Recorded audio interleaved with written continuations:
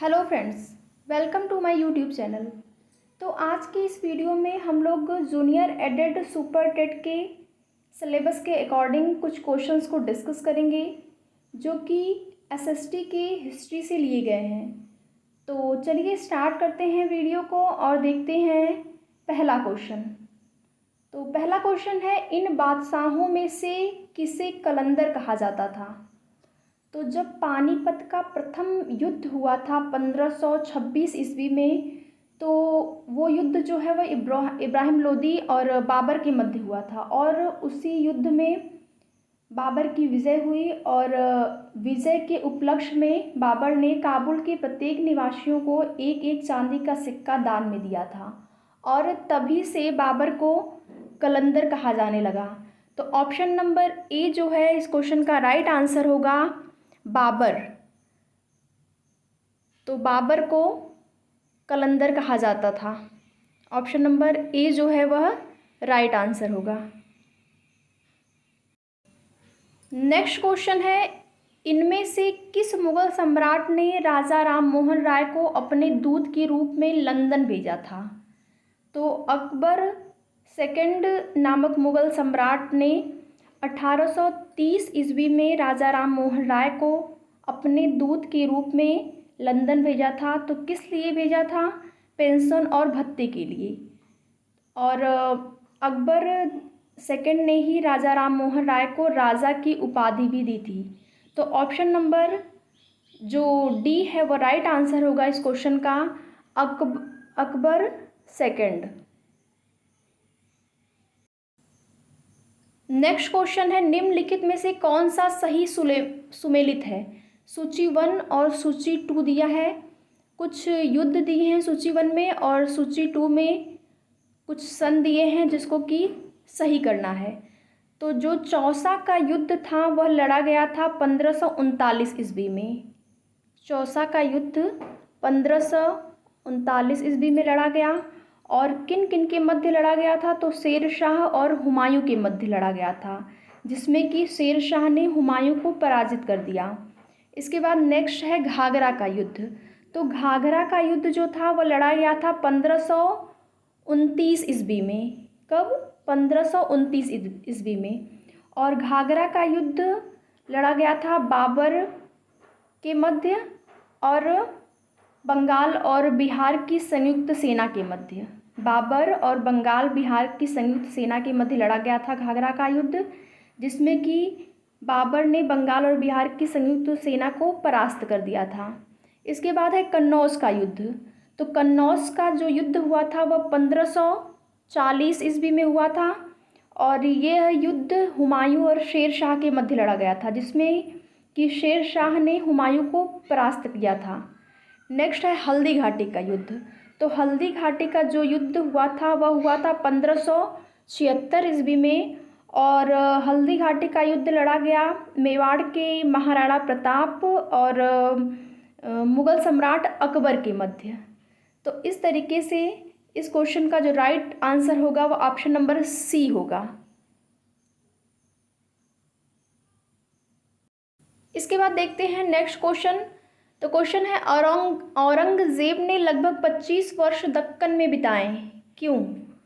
तो औरंगजेब ने 25 वर्ष दक्कन में बिताया था और उसका कारण था वह मराठा विस्तार पर नियंत्रण करना चाहता था और मराठा विस्तार को रोकने के लिए और उसको नियंत्रित करने के लिए औरंगजेब ने अपने जीवन के लगभग 25 वर्ष जो है औरंगजेब ने दक्कन में व्यतीत किए। तो ऑप्शन नंबर जो सी है इस क्वेश्चन का राइट आंसर होगा, option number C. Next question है, बाबर और राणा सांगा के मध्य कौन सा युद्ध हुआ था?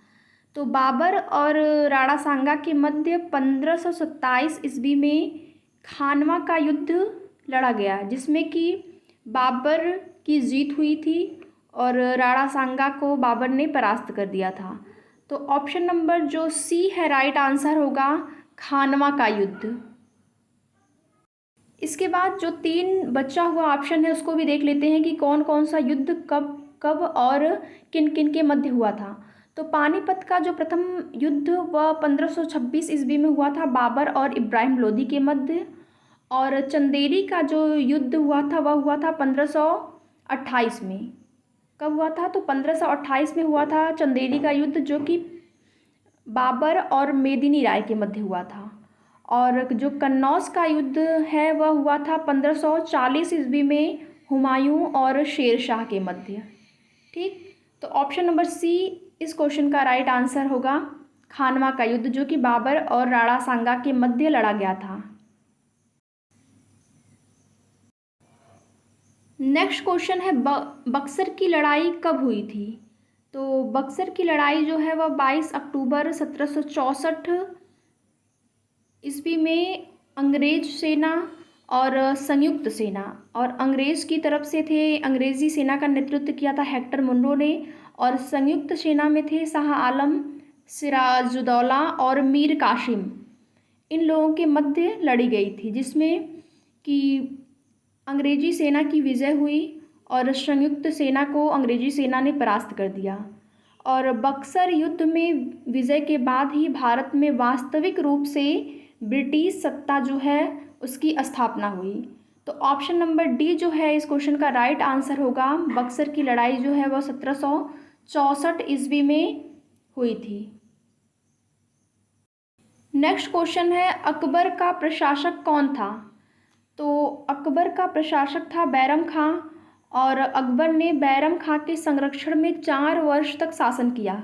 कब से कब तक? तो 1556 से 1560 तक 4 वर्षों तक अकबर ने बैरम खां के संरक्षण में कार्य किया, और अकबर ने बैरम खां को खाने खाना की उपाधि से विभूषित भी किया था। तो इस क्वेश्चन का राइट आंसर होगा ऑप्शन नंबर सी, यानी कि बैरम खां। नेक्स्ट क्वेश्चन है, आराम बाग अधोलिखित किस मुगल बादशाह ने बनवाया था? तो आगरा में आराम बाग का निर्माण जो है वह मुगल बादशाह अकबर के द्वारा कराया गया था, और जो बाबर था वह बगीचों का बहुत शौकीन था, और उसने कश्मीर में निशांत बाग, पानीपत का काबुली बाग मस्जिद, और संभल की जामा मस्जिद, आगरा का मस्जिद, इन सब इमारतों का जो निर्माण है वह करवाया था बाबर ने। तो आराम बाग पूछा है क्वेश्चन में, तो ऑप्शन नंबर जो बी है वह राइट आंसर होगा, बाबर। नेक्स्ट क्वेश्चन है, अकबर ने इबादत खाना का निर्माण करवाया था, तो कहाँ पर करवाया था यह पूछा है। तो अकबर ने दार्शनिक और जो धार्मिक संबंधी विषय थे उस पर वाद विवाद करने के लिए अपनी राजधानी फतेहपुर सिकरी में इबादत खाना की स्थापना कराई थी। और कब कराई थी? तो 1575 ईस्वी में करवाई थी। तो ऑप्शन नंबर बी इस क्वेश्चन का राइट आंसर होगा। इबादत खाना का निर्माण जो है वह फतेहपुर सिकरी में अकबर के द्वारा कराया गया था। नेक्स्ट क्वेश्चन है, दिल्ली के लाल किले में मोती मस्जिद का निर्माण किया था। तो दिल्ली के लाल किले में स्थित मोती मस्जिद का जो निर्माण है वह मुगल शासक औरंगज़ेब के द्वारा कराया गया था। ठीक, तो लाल किले में मोती मस्जिद का निर्माण औरंगज़ेब ने कराया था। ऑप्शन नंबर जो है डी वो राइट आंसर होगा, औरंगज़ेब। और इसके साथ ही साथ मुग़ल काल में 3 मोती मस्जिद का निर्माण करवाया गया था। कौन कौन सी? तो लाहौर की मोती मस्जिद जिसका निर्माण जहांगीर ने कराया था, और आगरा की मोती मस्जिद जिसका निर्माण शाहजहां ने कराया था, और एक जो दिल्ली के लाल किले की मोती मस्जिद है उसका तो औरंगज़ेब आप लोग को पता ही हो गया होगा। तो ऑप्शन नंबर डी जो है वह इस क्वेश्चन का राइट आंसर होगा।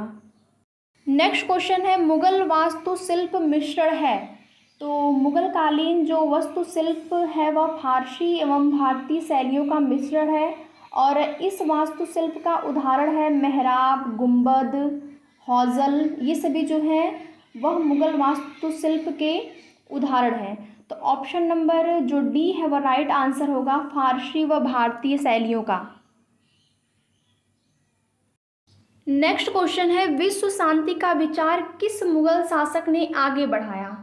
तो विश्व शांति के विचार को मुगल बादशाह अकबर ने आगे बढ़ाया, और इसके लिए अकबर ने विशेष प्रयास भी किए, जिसमें कि जो सभी धर्म थे उनकी विशेषताओं को मिलाकर अकबर ने दिन ए इलाही धर्म की स्थापना की। और कब की थी दिन ए इलाही की स्थापना? तो 1582 ईस्वी में की थी। तो ऑप्शन नंबर सी इस क्वेश्चन का राइट आंसर होगा कि विश्व शांति का विचार जो है को आगे बढ़ाया था अकबर ने। ऑप्शन नंबर सी जो है राइट आंसर होगा। नेक्स्ट क्वेश्चन है हुमायूं नामा किसने लिखा? तो हुमायूं नामा की रचना जो है वह हुमायूं की बहन, जिनका नाम था गुलबदन बेगम, उनके द्वारा की गई थी। तो हुमायूं नामा की रचना गुलबदन बेगम ने की थी और अबुल फजल के द्वारा अकबर नामा की रचना की गई थी। तो इस क्वेश्चन में हुमायूं नामा की रचना पूछा है तो गुलबदन बेगम, यानी कि ऑप्शन नंबर जो सी है वो राइट आंसर होगा इस क्वेश्चन का। नेक्स्ट क्वेश्चन है fall of the Mughal empire नामक पुस्तक की रचना किसने की थी, यानी कि इस पुस्तक के लेखक कौन हैं?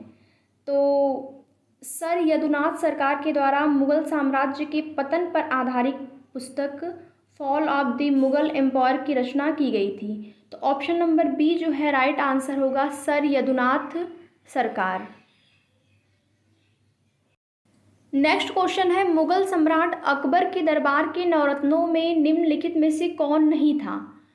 तो सबसे पहले हम जान लेते हैं कि जो मुगल सम्राट अकबर थे उनके दरबार में कौन कौन से नवरत्न थे। तो नवरत्नों में शामिल थे फैजी, मान सिंह, और सबसे पहले हम यहाँ पर लिख देते हैं फैजी और मान सिंह। इसके बाद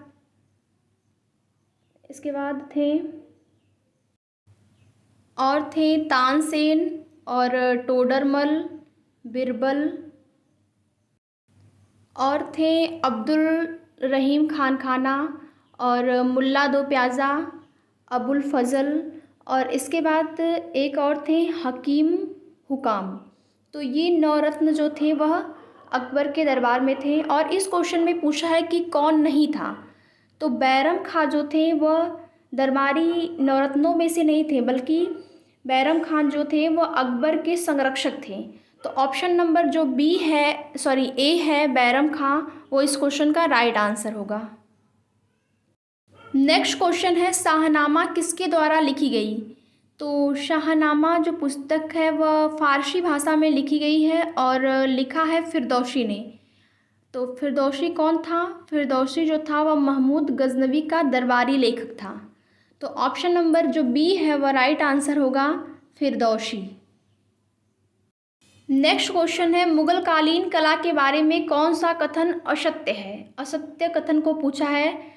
तो ऑप्शन नंबर ए है बीजापुर में इब्राहिम रोज़ा है। तो यह ऑप्शन जो है आपका सही है, बीजापुर में इब्राहिम रोज़ा है। बी ऑप्शन है अकबर की फतेहपुर सिकरी 1585 ईस्वी के बाद बनवाई थी। तो अकबर ने फतेहपुर सिकरी को 1585 ईस्वी के बाद नहीं बनवाया था, बल्कि 1573 में बनवाया था। तो ऑप्शन नंबर जो बी है वह असत्य कथन है। तो इस क्वेश्चन का राइट आंसर होगा ऑप्शन नंबर बी। इसके बाद जो ऑप्शन नंबर सी है अकबर का मकबरा सिकंदरा में है, यह ऑप्शन भी सही है। और शाहजहां ने दिल्ली में तख्ते ताउस बनवाया था, यह ऑप्शन भी इस क्वेश्चन का सही है। नेक्स्ट क्वेश्चन है किस मुगल सम्राट ने फतेहपुर सिकरी में बुलंद दरवाज़ा बनवाया था? तो मुगल बादशाह अकबर ने गुजरात विजय के उपलक्ष्य में कब? तो 1573 ईस्वी में। 1573 ईस्वी में फतेहपुर सिकरी में बुलंद दरवाजे का निर्माण करवाया था। तो ऑप्शन नंबर ए जो राइट आंसर होगा इस क्वेश्चन का, अकबर। आशा करती हूँ कि आपको वीडियो पसंद आई होगी। तो अगर वीडियो पसंद आए तो वीडियो को लाइक, शेयर और चैनल को सब्सक्राइब करें। Thank you.